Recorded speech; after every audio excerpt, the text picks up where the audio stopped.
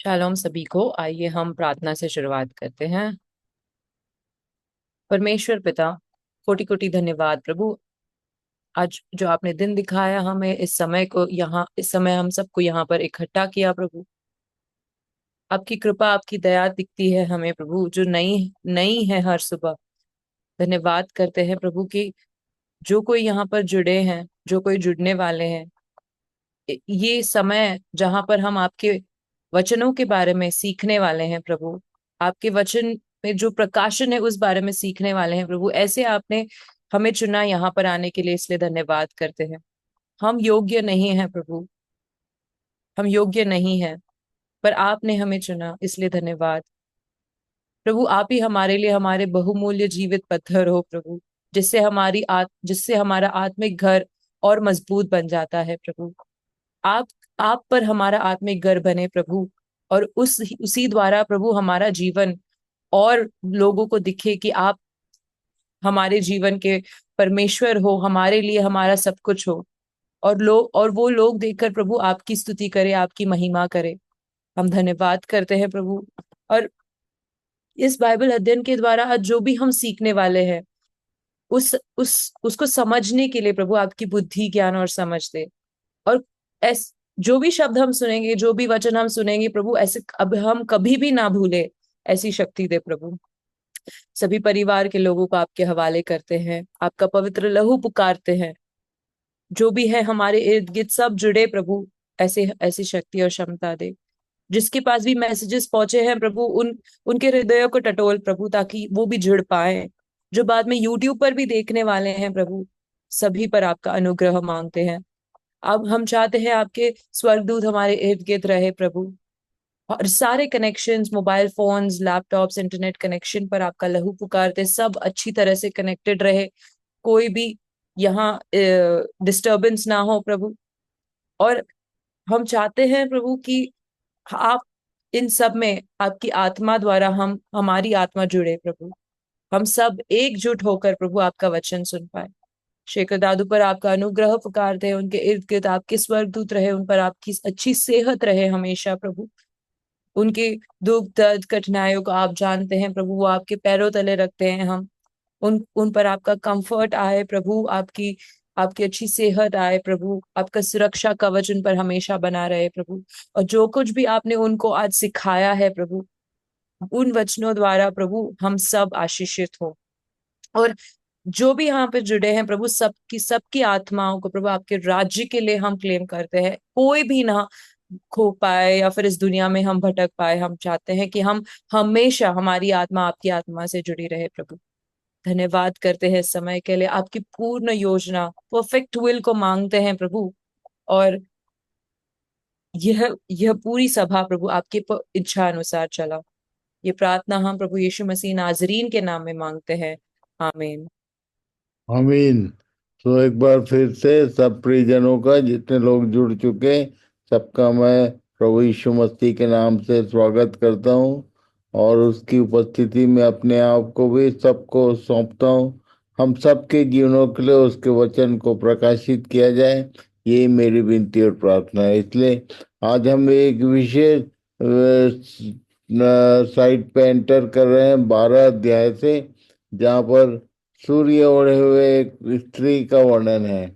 इसके बारे में हम लोग समझने का प्रयास करेंगे कि परमेश्वर का वचन हमसे क्या बोलना चाहता है। प्रकाशित वाक्य 12 उसका 1 और 2 पढ़ेंगे। प्रकाशित वाक्य 12:1 और 2। फिर स्वर्ग पर एक बड़ा चिन्ह दिखाई दिया, अर्थात एक स्त्री जो सूर्य ओढ़े हुए थी और चांद उसके पांव तले था, और उसके सिर पर 12 तारों का मुकुट था। और वह गर्भवती हुई और चिल्लाती थी, क्योंकि प्रसव की पीड़ा उसे लगी थी, और वह बच्चा जनने की पीड़ा में थी। Revelation chapter 12, verses 1 and 2. And a great sign appeared in heaven, a woman clothed with the sun, with the moon under her feet, and on her head a crown of 12 stars. She was pregnant and was crying out in birth pains and the agony of giving birth. इस स्त्री को और जो कुछ दिखाया उसको चिन्ह कहा गया है। यहाँ पर किसी एक विशेष इवेंट का आने वाला चिन्ह, सो ये एक साइन है, इस बात को हम लोग समझने का प्रयास करेंगे।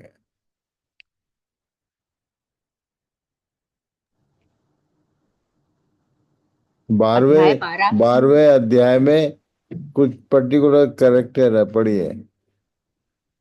स्त्री जो सूर्य ओढ़े हुए है।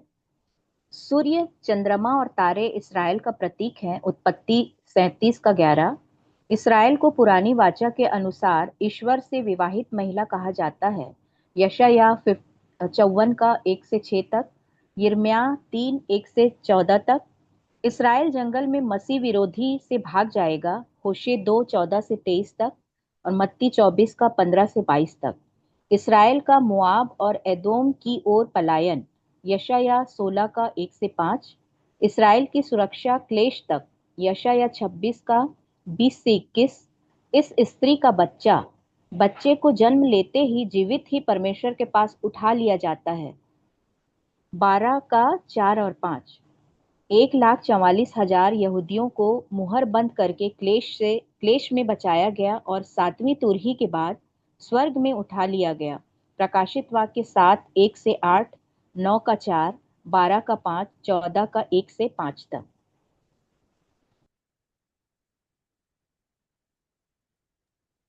Chapter 12. The sun-clothed woman. Sun, moon, and stars symbolize the Israel. Genesis chapter 37, verse 11. Israel is called a woman married to God as per Old Covenant. Isaiah chapter 54, verses 1 to 6. And Jeremiah chapter 3, verses 1 to 14. Israel will flee from Antichrist in wilderness. Hosea chapter 2, verses 14 to 23. And Matthew chapter 24, verses 15 to 22. Flight of Israel into Moab and Edom. Isaiah chapter 16, verses 1 to 5. The protection of Israel under the tribulation. Isaiah chapter 26, verses 20 to 21.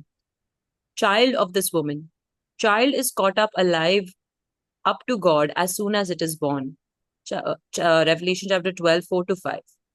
1,44,000 Jews are mentioned as sealed and saved in tribulation and raptured to the heaven after seventh trumpet. Revelation chapter 7 verses 1 to 8, chapter 9 verses 4, chapter 12 verses 5, and chapter 14 verses 1 to 5.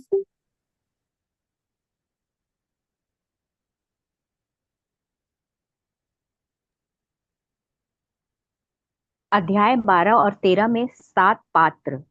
पहला, सूर्य वस्त्रधारी स्त्री, 12 का 1 और 2। दूसरा, लाल dragon, 12 का 3 और 4 पद। तीसरा, नर बालक, 12 का 5वां पद। चौथा, स्वर्ग में युद्ध, 12 का 7। पांचवा, यहूदी अवशेष, 12 का 14। छठवां, समुद्र से निकला पशु, 13 का 1 से 10 तक। सातवां, पृथ्वी से निकला पशु, 13 अध्याय का 11 से 18 पद तक। 7 characters in the chapter 12 to 13. The sun-clothed woman, chapter 12 verses 1 to 2. The red dragon, chapter 12 verses 3 to 4. The man-child, chapter 12 verses 5. War in heaven, chapter 12 verses 7. The Jewish remnant, chapter 12 verses 14. The beast out of the sea, chapter 13 verses 1 to 10. The beast out of the earth, chapter 13 verses 11 to 18.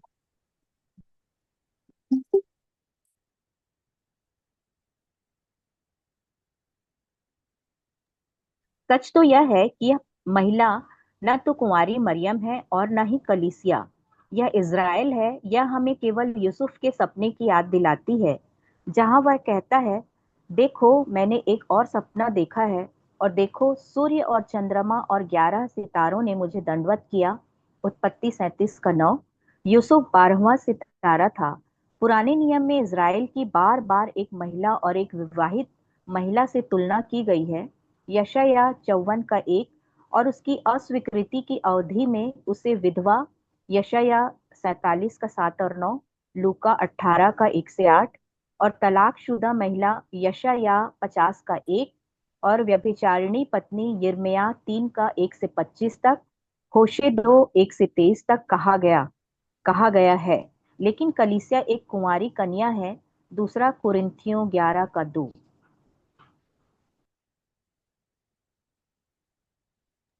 The fact is, the woman is neither the Virgin Mary or the church. She is Israel. We have only to be reminded of Joseph's dream, where he says, "Behold, I have dreamed a dream more, and and behold, the sun and the moon and the 11 stars made obedient to me." To see, Genesis chapter 37, verses 9.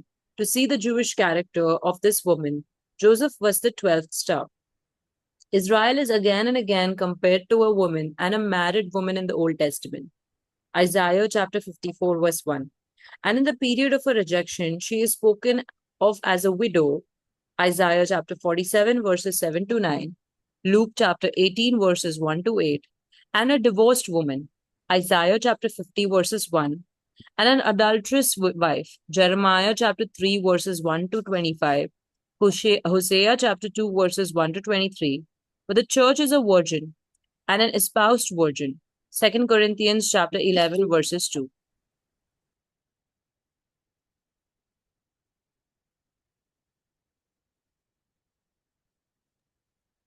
प्रकाशित वाक्य 12:3 से 4 तक।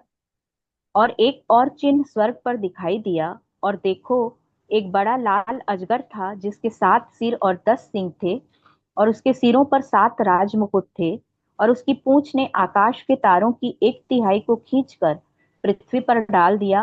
और वह अजगर उस स्त्री से सामने जो जच्चा थी खड़ा हुआ, कि जब वह बच्चा जने तो उसके बच्चे को निगल जाए। Revelation chapter 12, verses 3 to 4. Then I witnessed in heaven another significant event. I saw a large red dragon with 7 heads and 10 horns, with 7 crowns on his heads. His tail swept away 1/3 of the stars in the sky, and he threw them to the earth. He stood in front of the woman as she was about to give birth, ready to devour her baby as soon as it was born.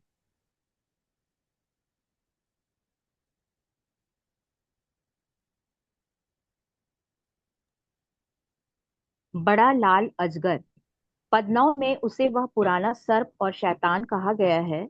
उसका रंग लाल है, खून का रंग, क्योंकि वह शुरू से ही हत्यारा था। यूहन्ना 8:44। उसके 7 सिर और 10 सींग हैं, और उसके सिर पर 7 मुकुट हैं। यह उसके सांसारिक प्रभुत्व की सार्वभौमिकता के प्रतीक हैं, और उसकी शक्ति की 7 गुना पूर्णता को दर्शाते हैं, क्योंकि वह आकाश की शक्तियों का और इस दुनिया का राजकुमार है। इफिसियों 6:12, यूहन्ना 12:31, 14:30, 16:11।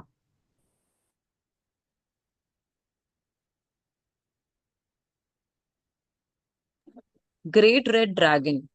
In verse 9, he is called the old serpent, the devil, and Satan. His color is red, the color of blood, for he was a murderer from the beginning. John chapter 8, verse 44. He has 7 heads and 10 horns, and upon his heads are 7 crowns. These are the emblems of the universality of his earthly dominion and typify the sevenfold perfection of his power. For he is the prince of the powers of the air and the prince of this world. Ephesians chapter 6, verse 12, John chapter 12, verse 31, chapter 14, verse 30, and chapter 16, verse 11.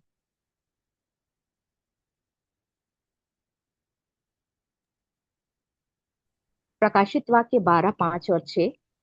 और वह बेटा जनी, जो लोहे का दंड लिए हुए सब जातियों पर राज्य करने पर था, और उसका बच्चा एकाएक परमेश्वर के पास और उसके सिंहासन के पास उठाकर पहुंचा दिया गया। और वह स्त्री उस जंगल को भाग गई, जहां परमेश्वर की ओर से उसके लिए एक जगह तैयार की गई थी, कि वहां वह 1260 दिन तक पाली जाए। Revelation chapter 12, verses 5 to 6. She gave birth to a male child and one who is to rule all the nations with a rod of iron. But a child was caught up to God and to his throne. And the woman fled into the wilderness, where she has a place prepared by God, in which she is to be nourished for 1260 days.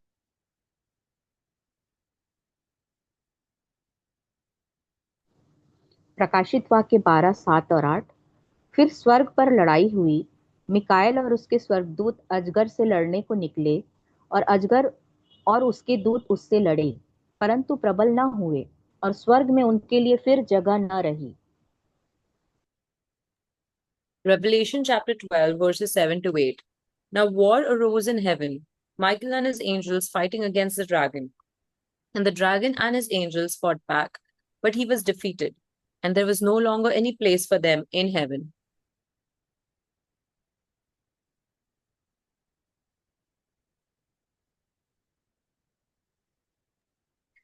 प्रकाशित वाक्य 12, 9 और 10। और वह बड़ा अजगर अर्थात वही पुराना सांप जो इब्लिस और शैतान कहलाता है और सारे संसार का भरमाने वाला है, पृथ्वी पर गिरा दिया गया, और उसके दूत उसके साथ गिरा दिए गए। फिर मैंने स्वर्ग पर से यह बड़ा शब्द आते हुए सुना कि अब हमारे परमेश्वर का उद्धार और सामर्थ और राज्य और उसके मसीह का अधिकार प्रकट हुआ है, क्योंकि हमारे भाइयों पर दोष लगाने वाला, जो रात दिन हमारे परमेश्वर के सामने उन पर दोष लगाया करता था, गिरा दिया गया। Revelation chapter 12, verses 9 to 10. And the great dragon was thrown down, that ancient serpent, who is called the devil and Satan, the deceiver of the whole world. He was thrown down to the earth, and his angels were thrown down with him. And I heard a loud voice in heaven saying, now the salvation and the power and the kingdom of our God and the authority of his Christ have come. For the accuser of our brothers has been thrown down, who accuses them day and night before our God.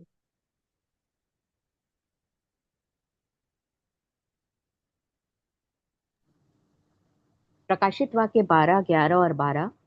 और वे मेम्ने के लोहू के कारण और अपनी गवाही के वचन के कारण उस पर जयवंत हुए, और उन्होंने अपने प्राणों को प्रिय न जाना, यहाँ तक कि मृत्यु भी सह ली। इस कारण हे स्वर्गों और उनमें के रहने वालों मगन हो, हे पृथ्वी और समुद्र तुम पर हाय, क्योंकि शैतान बड़े क्रोध के साथ तुम्हारे पास उतर आया है, क्योंकि जानता है कि उसका थोड़ा ही समय और बाकी है। Revelation chapter 12, verses 11 to 12. And they have conquered him by the blood of the Lamb and by the word of their testimony, for they loved not their lives even unto death. Therefore rejoice, O heavens, and you who dwell in them. But woe to you, O earth and sea, for the devil has come down to you in great wrath, because he knows that his time is short.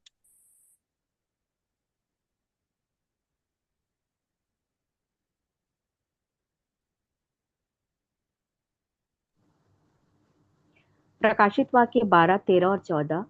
और जब अजगर ने देखा कि मैं पृथ्वी पर गिरा दिया गया हूं, तो उस स्त्री को जो बेटा जनी थी सताया, और उस स्त्री को बड़े उकाब के 2 पंख दिए गए कि सांप के सामने से उड़कर जंगल में उस जगह पहुंच जाए जहां वह एक समय और समयों और आधे समय तक पाली जाए। Revelation chapter 12, verses 13 to 14. When the dragon realized that he had been thrown down to the earth, he pursued the woman who had given birth to the male child. But she was given to 2 wings like those of a great eagle, so she could fly to the place prepared for her in the wilderness. There she would be cared for and protected from the dragon for a time, times, and half a time.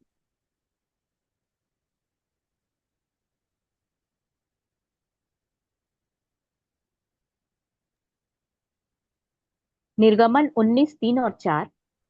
तब मूसा पर्वत पर परमेश्वर के पास चढ़ गया, और यहोवा ने पर्वत पर से उसको पुकार कर कहा, याकूब के घराने से ऐसा कह और इसराइलियों को मेरा यह वचन सुना कि तुमने देखा है कि मैंने मिस्रियों से क्या क्या किया। तुमको मानो उकाब पक्षी के पंखों पर चढ़ाकर अपने पास ले आया हूं। Exodus chapter 19, verses 3 to 4. When Moses climbed the mountain to appear before God, the Lord God called to him from the mountain and said, give these instructions to the family of Jacob. Announce it to the descendants of Israel. You have seen what I did to the Egyptians. You know how I carried you on eagle's wings and brought you to myself.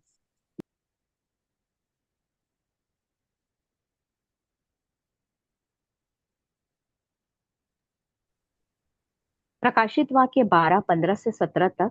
और सांप ने उस स्त्री के पीछे अपने मुंह से नदी की नाई पानी बहाया कि उसे इस नदी से बहा दे। परंतु पृथ्वी ने उस स्त्री की सहायता की और अपना मुंह खोलकर उस नदी को, जो अजगर ने अपने मुंह से बहाई थी, पी लिया। और अजगर स्त्री पर क्रोधित हुआ और उसकी शेष संतान से, जो परमेश्वर की आज्ञाओं को मानते और यीशु की गवाही देने पर स्थिर हैं, लड़ने को गया, और वह समुद्र के बालू पर जा खड़ा हुआ। Revelation chapter 12, verses 15 to 17. The serpent poured water like a river out of his mouth after the woman to sweep her away with a flood. But the earth came to the help of the woman, and the earth opened its mouth and swallowed the river that the dragon had poured from his mouth. Then the dragon became furious with the woman and went off to make war on the rest of her offspring, on those who keep the commandments of God and hold to the testimony of Jesus. And he stood on the sand of the sea.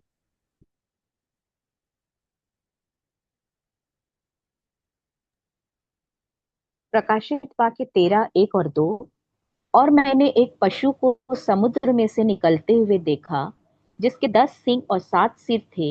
उसके सींगों पर 10 राजमुकुट और उसके सिरों पर परमेश्वर की निंदा के नाम लिखे हुए थे। और जो पशु मैंने देखा वह चीते की नाई था, और उसके पांव भालू के से और मुंह सिंह का सा था। और उस अजगर ने अपनी सामर्थ और अपना सिंहासन और बड़ा अधिकार उसे दे दिया। Revelation chapter 13, verses 1 to 2. And I saw a beast rising out of the sea, and with 10 horns and 7 heads, with 10 diadems on its horns, and blasphemous names on its heads. And the beast that I saw was like a leopard, its feet were like a bear's, and its mouth was like a lion's mouth. And to it the dragon gave his power, and his throne, and great authority.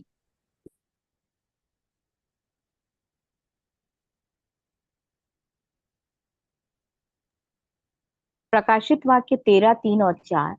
और मैंने उसके सिरों में से एक पर ऐसा भारी घाव लगा देखा, मानो वह मरने पर है। फिर उसका प्राण घातक घाव अच्छा हो गया, और सारी पृथ्वी के लोग उस पशु के पीछे पीछे अचंभा करते हुए चले, और उन्होंने अजगर की पूजा की, क्योंकि उसने पशु को अपना अधिकार दे दिया था, और यह कहकर पशु की पूजा की कि इस पशु के समान कौन है।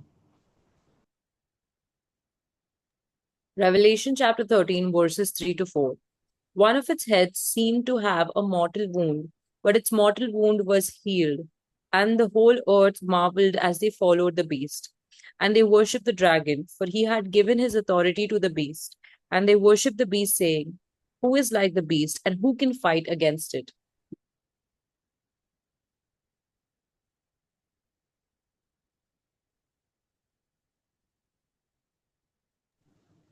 प्रकाशित वाक्य 13:5 और 6। कौन उससे लड़ सकता है? और बड़े बोल बोलने और निंदा करने के लिए उसे एक मुंह दिया गया, और उसे 42 महीने तक काम करने का अधिकार दिया गया। और उसने परमेश्वर की निंदा करने के लिए मुंह खोला, कि उसके नाम और उसके तंबू अर्थात स्वर्ग के रहने वालों की निंदा करे। Revelation chapter 13, verses 5 to 6. And the beast was given a mouth uttering haughty and blasphemous words, and it was allowed to exercise authority for 42 months.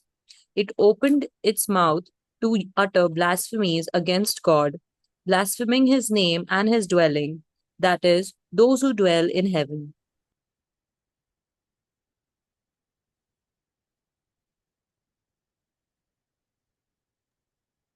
प्रकाशित वाक्य 13:7 और 9, 7 से 9 तक। और उसे यह अधिकार दिया गया कि पवित्र लोगों से लड़े और उन पर जय पाए। और उसे हर एक कुल और लोग और भाषा और जाति पर अधिकार दिया गया। और पृथ्वी के वे सब रहने वाले, जिनके नाम उस मेमने की जीवन की पुस्तक में लिखे नहीं गए, जो जगत की उत्पत्ति के समय से घात हुआ है, उस पशु की पूजा करेंगे। जिसके कान हो वह सुने। Revelation chapter 13, verses 7 to 9. Also, it was allowed to make war on the saints and to conquer them.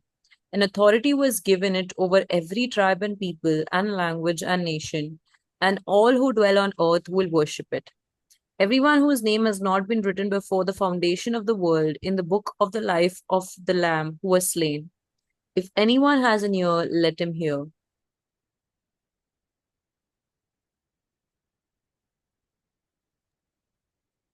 प्रकाशित वाक्य 13, 10 और 11। जिसको कैद में पड़ना है वह कैद में पड़ेगा, जो तलवार से मारेगा अवश्य है कि वह तलवार से मारा जाएगा। पवित्र लोगों का धीरज और विश्वास इसी में है। फिर मैंने एक और पशु को पृथ्वी में से निकलते हुए देखा। उसके मेमने के से 2 सींग थे और वह अजगर की नाई बोलता था। Revelation chapter 13, verses 10 to 11. If anyone is to be taken captive, to captivity he goes. If anyone is to be slain with the sword must he be slain. He is a call for the endurance and faith of the saints. Then I saw another beast rising out of the earth. It had 2 horns like a lamb, and it spoke like a dragon.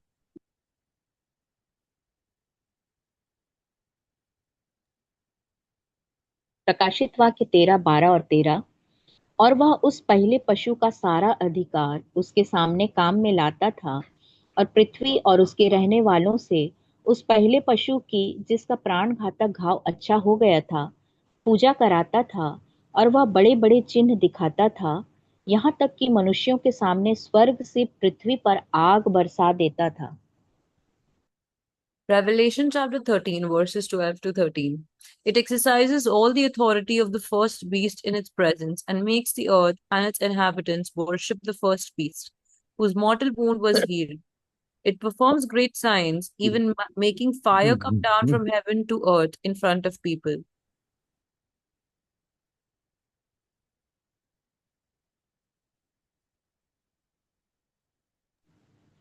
इस दूसरे पशु का एक नाम है, उसे 3 बार झूठा भविष्यद्वक्ता कहा गया है। प्रकाशित वाक्य 16 का 13, 19 का 20, 20 का 10। 2 बार उसे पहले पशु मसीह विरोधी के साथ और एक बार ड्रैगन शैतान और पहले पशु के साथ जोड़ा गया है। यह तथ्य कि उसे झूठा भविष्यद्वक्ता कहा जाता है, इस बात का प्रमाण है कि वह मसीह विरोधी नहीं है।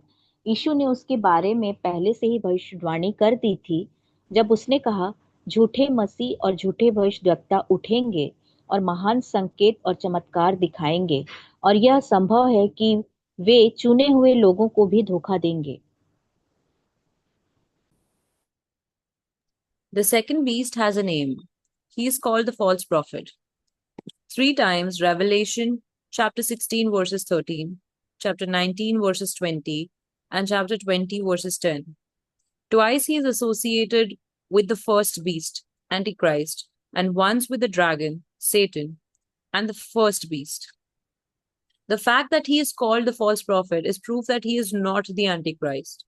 Jesus had a foreview of him when he said, there shall arise false Christs and false prophets, and shall show great signs and wonders, and it is possible they shall deceive the very elect.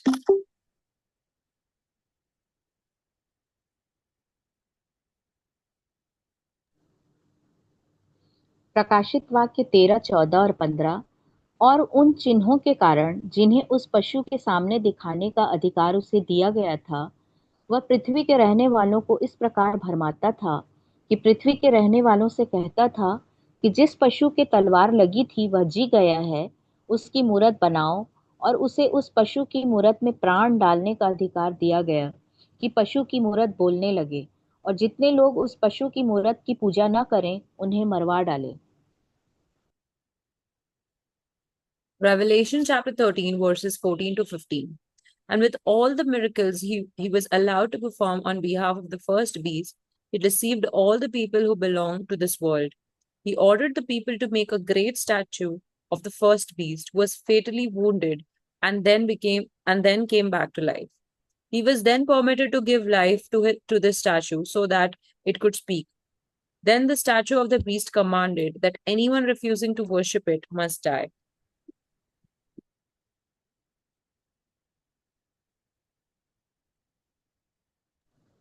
प्रकाशित वाक्य 13, 16 से 18 तक।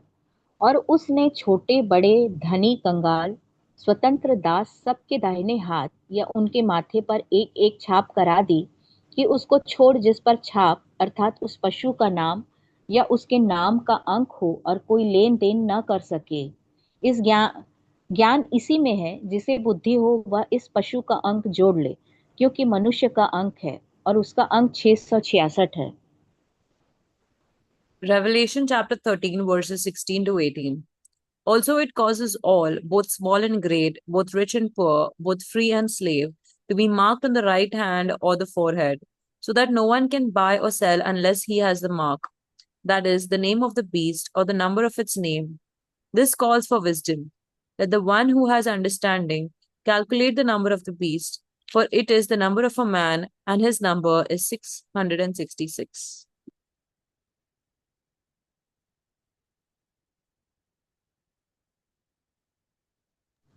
परमेश्वर और उसकी पूर्णता के संदर्भ में बाइबिल संख्या 7 का उपयोग करती है।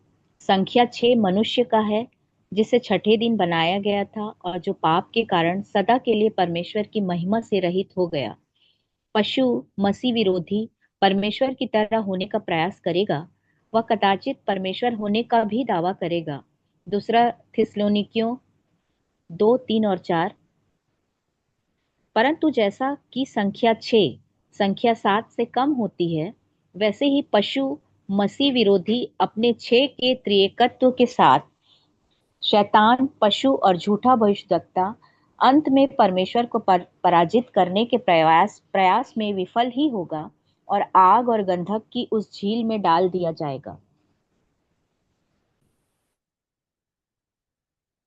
God and his fullness is shown in the Bible using the number 7. Number 6 is for man, as he created on the sixth day, and due to sin left short of the grace of God. The beast, Antichrist, wants to be like God. He will exalt himself over everything that is called God or is worshipped, proclaiming himself to be God. 2 Thessalonians chapter 2, verses 3 to 4. However, just as number 6 is lesser than number 7, so will the beast Antichrist in the trinity of 6, Satan, beast, and false prophet, shall fruitlessly attempt to defeat God and will be put into the lake of fire and burning sulfur. तो यहाँ पर एक बात को ध्यान रखिए कि जैसे पिता पुत्र पवित्र आत्मा त्रिएक परमेश्वर हम बोलते हैं, वैसे ही शैतान ने प्रकाशित वाक्य की पुस्तक में अपने आप त्रिएकत्व होने को प्रमाणित करने का कोशिश किया, जिसमें पिता के रूप में शैतान है, पुत्र के रूप में ख्रिस्त विरोधी और पवित्र आत्मा की जगह फॉल्स प्रॉफिट झूठा भविष्यवक्ता, ये तीनों मिलके काम करेंगे। इसके विषय में हमने ध्यान किया। सो इस बात को ध्यान रखिए ताकि आगे समझने में सहायता होगी।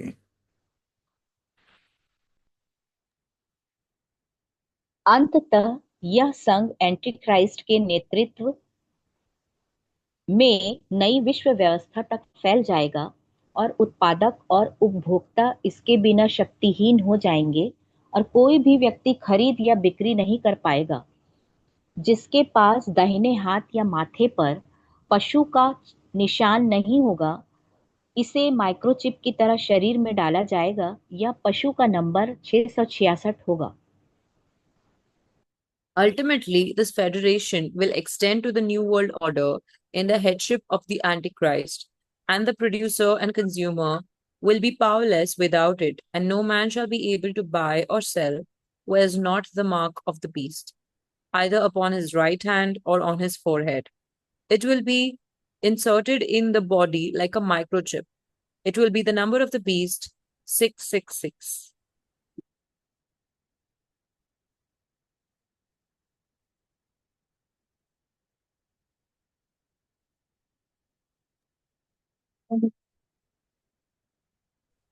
सात सिर, 7 पहाड़ हैं जिन पर स्त्री बैठी है।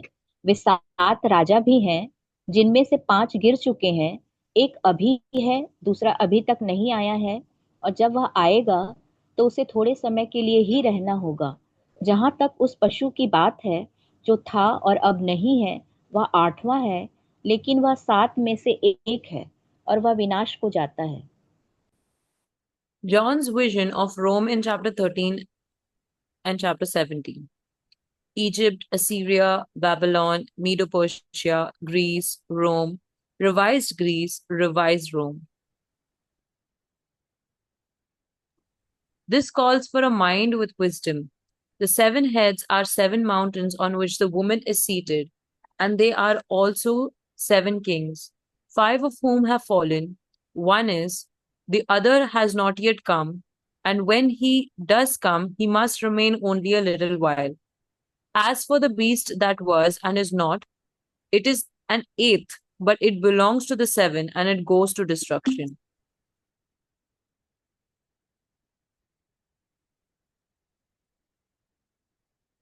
तो यहाँ पर हम लोग आज के दिन रुकेंगे, और सबसे निवेदन है मेरा, इन सब बातों को आप बार बार रिवाइज कीजिए, बार बार सुनेंगे, बार बार पढ़ेंगे तो सब बातें समझ में आएंगी। तो प्रभु सबको आशीष दे। हम लोग प्रार्थना के साथ यहाँ पर समाप्त करेंगे।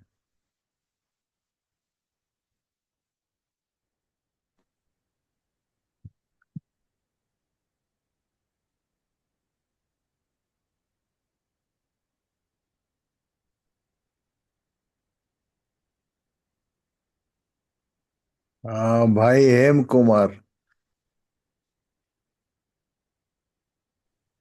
प्रार्थना में सहायता करेंगे। आइए प्रार्थना करेंगे। अति करुणामय प्रेमी पिताजी, बड़े धन्यवाद के साथ हम अपने उद्धारकर्ता यीशु मसीह में इस रात्रि के समय आपके अनुग्रह के सिंहासन के तले आते हैं, आपकी स्तुति करते हैं, आपके नाम को धन्य कहते सराहते हैं, क्योंकि आज आपने फिर से हमें एक दिन दिया था और दिन भर आपने हमें संभाला, हमारी सुधि ली, अपनी करुणा दया तरस को हम सबों के जीवन में बनाए रखा। हम आपके नाम का धन्यवाद करते हैं, आपके अद्भुत उपायों के लिए जो आप हम सबों के जीवन के लिए करते हैं, और जो आपकी पवित्र मनसा है प्यारे पिताजी की आप नहीं चाहते कि कोई भी नाश हो, परंतु उस अनंत जीवन को प्राप्त कर सके जिसे आपने अपने इकलौते बेटे यीशु मसीह के द्वारा तैयार किया। और इसीलिए आप हमें एक से दूसरा दिन दिखाते हैं प्यारे पिताजी, कि जो दिन आप हमें दिखाते हैं उस दिन में हमारा मन आपकी बातों पर, उन आपकी अद्भुत योजनाओं पर लग सके, उन सारी बातों को हम अपने जीवन के लिए जान सकें। हम आपके नाम का धन्यवाद करते हैं प्यारे पिताजी, क्योंकि आप हमसे प्रेम करते हैं प्यारे प्रभु जी, और आप नहीं चाहते कि हम भी संसार के साथ नाश हो जाएं। इसलिए प्यारे प्रभु जी बार बार आप हमें सिखाते हैं, चिताते हैं, डांटते हैं प्यारे पिताजी, इसलिए हम आपके नाम का धन्यवाद करते हैं। ये आपका प्रेम ही है प्यारे प्रभु जी की आज फिर से आज की संध्या इस भांति हम सब जुड़कर उन अद्भुत बातों को प्यारे प्रभु जी जो आपने आदि से तैयार किया, पहले से आपने योजना में रखा है, उनको हम अपने जीवन के लिए जान सके। हम आपके नाम का धन्यवाद करते हैं। जितने भी प्रिय एकत्र हुए प्रत्येक के जीवन को मैं आपके हाथ में देता हूँ। हर एक प्यारे प्रभु जी आपके वचन पर मन लगाकर इन अंतिम दिनों में हम अपनी स्वयं की तैयारी कर सकें प्यारे पिताजी, और बहुतों को उस पाप में जीवन से छुड़ा सकें प्यारे प्रभु जी। ऐसी बड़ी दया आपसे चाहते हैं, इसलिए आपकी आत्मा की अगुवाई चाहते हैं। आपकी भली और सिद्ध मनसा हम सबों के जीवन में पूर्ण हो। आपने अपने दासों को भी इसलिए रखा प्यार प्रभु जी, जो हमारी अगुवाई करते रहते हैं, हमें चिताते रहते हैं, सिखाते रहते हैं, इसलिए हम आपके नाम का धन्यवाद करते हैं। हर एक आपके दास भक्तों पर आपकी बड़ी दया चाहते हैं। आपने आज के दिन में हमारी सहायता की धन्यवाद करते हैं। इस रात्रि में भी आप हमारे अगुआ रक्षक, आपकी इच्छा हम सबों के जीवन में पूर्ण हो, दया चाहते हुए धन्यवाद के साथ इस प्रार्थना को उद्धारकर्ता यीशु मसीह के नाम से मांगते हैं। सुनिए, दया से ग्रहण कीजिए। आमीन। आमीन आमीन। तो प्रभु बहुत आशीष दे हेम भाई आपको और सबको। प्रभु इन सब बातों को समझने में सहायता करे। जब आप रिपीट करते हैं, बार बार पढ़ते हैं या सुनते हैं, तो उसका आत्मा हमारी सहायता करे। कल का विशेषण एक विशेष विषय के साथ है, और इसलिए कल जरूर समय पर सब लोग जुड़ें। और कल हम लोग कुछ एक विशेष बात पर ध्यान करने वाले हैं। तो प्रभु सबको आशीष दे। Thank you very much. to all. Shalom. Shalom, shalom. Shalom. Shalom, Shalom. shalom. Shalom. Shalom. Shalom. Shalom, everybody. Shalom. Shalom.